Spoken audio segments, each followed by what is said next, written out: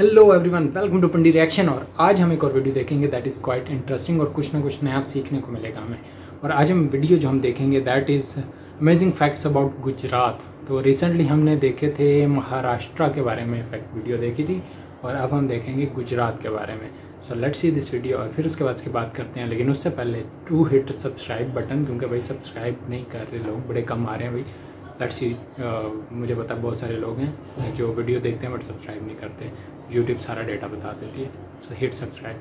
Hello दोस्तों, कैसे हैं आप सब। एक बार फिर से आप सबका स्वागत करता हूं आपके अपने चैनल टूरोपीडिया हिंदी पर। दोस्तों, आज हम आपको भारत के एक ऐसे राज्य के सफर पर लेकर जा रहे हैं जिसे हमारे देश का सबसे सफल राज्य में से एक कहा जाता है।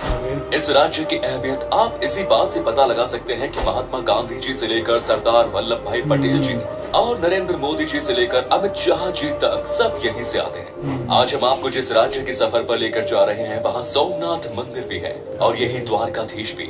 यहाँ की राजधानी को एशिया का सबसे ग्रीन कैपिटल सिटी कहा जाता है।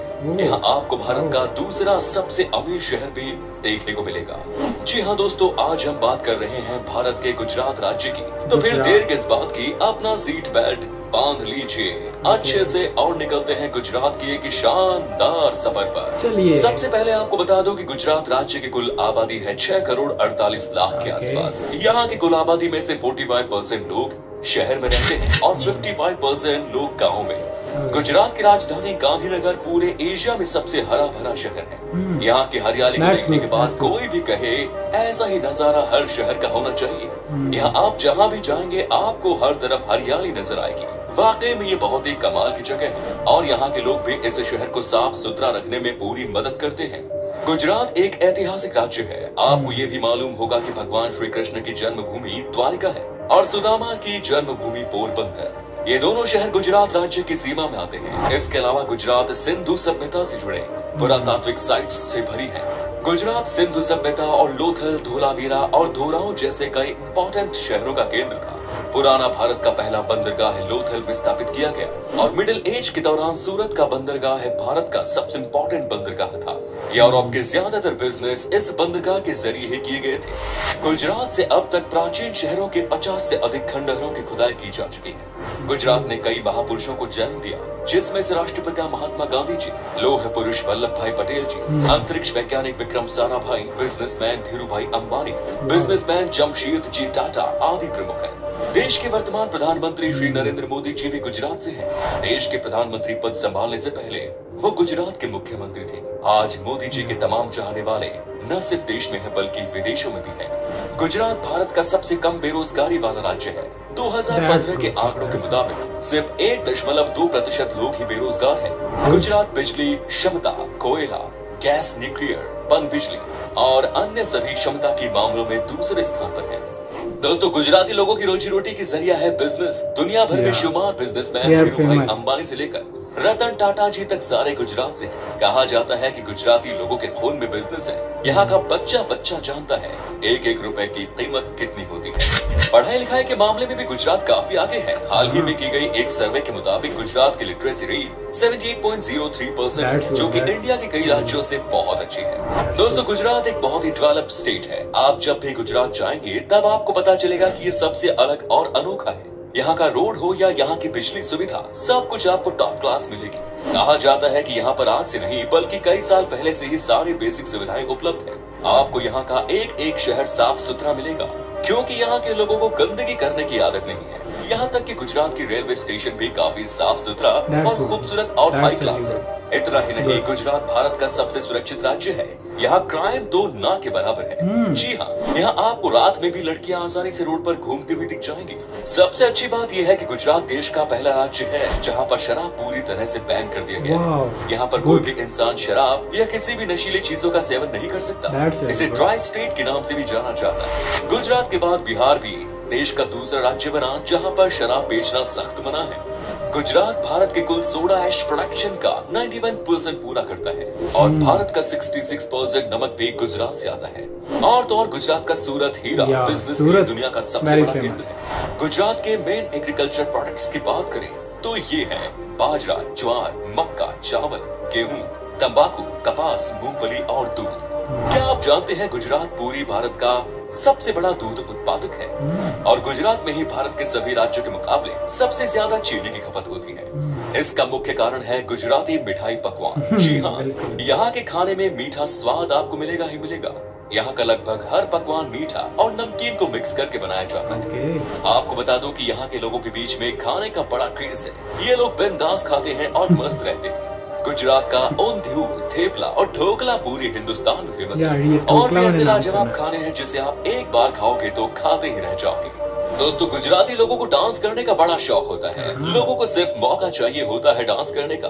गरबा और डांडिया रास गुजरात के प्रमुख ट्रेडिशनल फोक डांस है। गुजरात का मुख्य त्योहार है जन्माष्टमी, मकर संक्रांति, पतंग उत्सव, नवरात्रि। नवरात्रि में लोग जमकर डांडिया खेलते हैं। गुजराती लोगों का मानना है कि जब तक आप खुलकर नाचते नहीं हैं, तब तक आपको पूरी तरह से फेस्टिवल का मजा नहीं मिलता। यहाँ के लोग दिल के भी बड़े साफ होते हैं और दोस्तों के दोस्त तो दुश्मनों के दुश्मन। तो चलिए अब हम आपको उन जगहों की सैर करवाते हैं जहां आप गुजरात के सफर पर घूम सकते हैं। Number 1 is statue of unity. दोस्तों, हाल फिलहाल में ही बना स्टैच्यू ऑफ यूनिटी ने लाखों लोगों को अपनी ओर आकर्षित किया। Statue of unity Sardar Sarovar बांध के पास बना दुनिया का सबसे ऊंचा स्टैच्यू है। Statue of unity Sardar Vallabh भाई पटेल जी के सम्मान में बनाया गया है और स्टैच्यू 182 मीटर ऊंची है। स्टैच्यू की इनॉग्रेशन के बाद से ही ये देशी और विदेशी टूरिस्ट का मुख्य केंद्र भी बन गया है। Next is run of Kutch. Gujarat के कच्छ का रेगिस्तान भारत के एक अनूठे स्थान है जहाँ की खूबसूरती देखकर आप दंग रह जाएंगे। आपने शायद ही कभी ऐसा रेगिस्तान देखा होगा। यहाँ का ज्यादातर एरिया नमक और रेत से भरी पड़ा है और पूर्णिमा की रात को कच्छ का रेगिस्तान चांदनी में जगमग हो उठता है, जो देखने में बेहद लुभावनी है। हर साल यहाँ रन फेस्टिवल होता है जो देखने लायक होता है। Next is Gandhinagar. गांधीनगर गुजरात की राजधानी है और इस शहर का नाम राष्ट्रपिता महात्मा गांधी जी के नाम पर रखा गया है। ये शहर पॉपुलर है भारत के सबसे खूबसूरत अक्षरधाम मंदिर के लिए। गांधीनगर शहर का माहौल बड़ा शांत किस्म का है। इस शांत शहर में आप अक्षरधाम मंदिर के साथ साथ चिल्ड्रन पार्क, सरिता उद्यान और भी बहुत सी जगह घूम सकते हैं। Next is Vadodara. वडोदरा शहर में आपको कई नायाब और खूबसूरत महल देखने को मिलेंगे। शहर के इतिहास में सयाजीराव गायकवाड़ जी का अमूल्य योगदान रहा, जो कि एक समय पर वडोदरा का राजा हुआ करते थे। महाराजा ने गुजरात के लोगों के जीवन में सुधार लाने के लिए बहुत कुछ किया। राजा जी को सम्मानित करने के लिए यहाँ महाराजा सयाजीराव यूनिवर्सिटी की स्थापना की गई। वडोदरा के लक्ष्मी विलास महल की खूबसूरती देखकर आप आश्चर्य हो जाएंगे। इस महल को देखने के लिए दूर दूर से टूरिस्ट आते हैं। Next is Dwarka. भगवान कृष्ण की पूजा द्वारकाधीश के रूप में की जाती है। मान्यता के अनुसार मथुरा में जन्म लेने वाले कृष्ण ने बसने के लिए द्वारका नगरी को चुना। यही कारण है कि उनका नाम द्वारकाधीश भी है। गोमती नदी के तट पर स्थित मंदिर पूरे भारत में प्रसिद्ध है। इसी स्थान पर गोमती नदी अरब सागर से मिलती है। मानना है कि कृष्ण की द्वारका नगरी अरब सागर में डूब गई। वही वर्तमान मंदिर का निर्माण भगवान कृष्ण के पोते ने करवाया था। द्वारका हिंदुओं की 4 धाम यात्राओं में से एक है और यहाँ देश भर से काफी श्रद्धालु आते हैं। द्वारका में स्थित पॉपुलर द्वारकाधीश मंदिर भगवान कृष्ण जी को समर्पित है। समुद्र के पास में स्थित ये मंदिर की खूबसूरती देखते ही बनती है। नेक्स्ट इज गिर नेशनल पार्क। गुजरात का गिर नेशनल पार्क हर साल लाखों लोगों को अपनी ओर आकर्षित करता है। गिर नेशनल पार्क में लगभग 400 बब्बर शेर मौजूद हैं और गिद्धों और अजगरों के साथ साथ अन्य वन्य जीवों का घर है। अगर आपको जंगल सफारी करना हो तो आपको ये नेशनल पार्क जरूर जाना चाहिए।